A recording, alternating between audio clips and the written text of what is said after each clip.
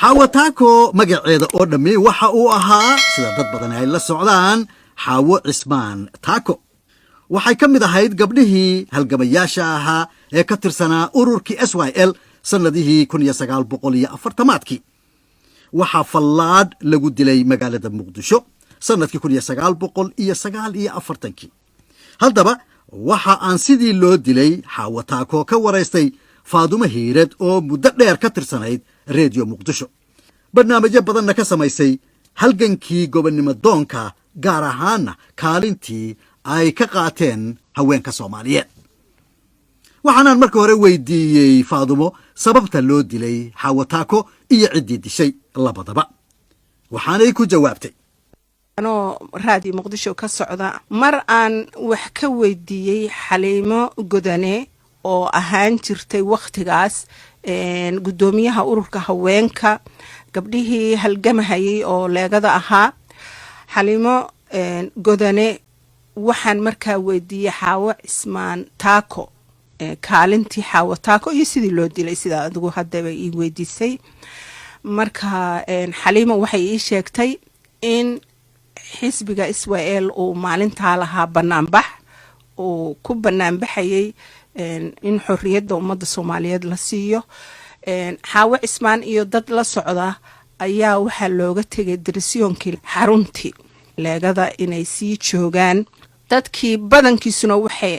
ku maqnaayeen banaanbaxaas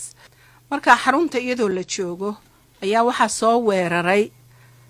niman Soomaaliyeed oo markaa lalahaa waxay yihiin bro Italian ama Talyaaniga ayaa markaa watay dirisiyoonkii hadday soo weerareen in yar oo xaawo cismaan ay ku jirtana ay dirisiyoonka ku harsanayeen inay sii joogaan oo sii ilaaliyaan intaasi waxay ka hortagtay markaa dadkii soo weeraray inkastoo laga tira badnaa haddana waxay ahaayeen dad geesiyaal ah oo aan baqaynin marka xaawo cismaan waxaa la yidhi dagaalka qayb weyn bay ka qaadatay oo dagaalkii raggii bay dhex gashay oo la dagaalamaysay nimankii soo weeraray markaa nin ayaa fallaar wuxuu kaga dhiftay wadnaha ninkaas oo ahaa nin caan ah oo magaciisa aana hadda uu iga maqan yahay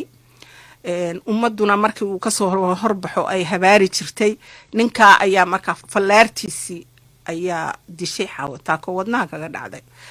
dagaalkaasuna wuxuu ahaa dagaal dad badan oo halgamayaal oo kale ay ku dhinteen gaar ahaanse iyadu waxay ahayd gabar dagaalamaysa oo markaa dagaalka ku jirtay qaybtiisa hore horraantii 70aadkii xaawo taako goobtii lagu dilay oo sida ay dadka muqdisho degani og yihiin ka horjeeda golaha murtida iyo madadaalada ee qaranka waxaa looga dhisay taallo lagu xusuusto iyadoo fallaadhiina halkii ay kaga dhacday kaga taagan tahay markaas waxaan kaloon faadumo hiirad weydiiyey ninka ay sheegtay in uu xaawo taako fallaadha ku dhuftay waxa uu ugu dhuftay ee uu u dilay wuxuu ka mid ahaa dadkii wax dilayay oo wax soo weeraray buu ka mid ahaa wuxuuna u dilay yani naciibka uu dhaqdhaqaaqaas u qabay SYL xisbigaas waxayna ilaa hadda shacbiga Soomaaliyeed aqoonsan yihiin inay ahaayeen dad uu isticmaarku watay oo markaa isku dayay inay dirisiyoonka la wareegaan oo markaa ay baabi'iyaanba wixii markaa yaalay oo dhanba waase dhacdo weyn oo maaragtay la xasuusto weeye dibadbixii lagu dilay xaawo taako sannadkii 1949kii waxaa kaloo ku dhintay dad kale oo ilaa 10 qof gaadhayay markaas waxa aan faadumo hiirad weydiiyey maxaa xaawo taako oo keliya taallo loogu dhisay magaalada muqdisho waxaanay ku jawaabtay waxaa loogu dhisay horta dagaalka qayb weyn bay xaawo ka qaadatay mideeda kale gabar meesha lagu dilo ayay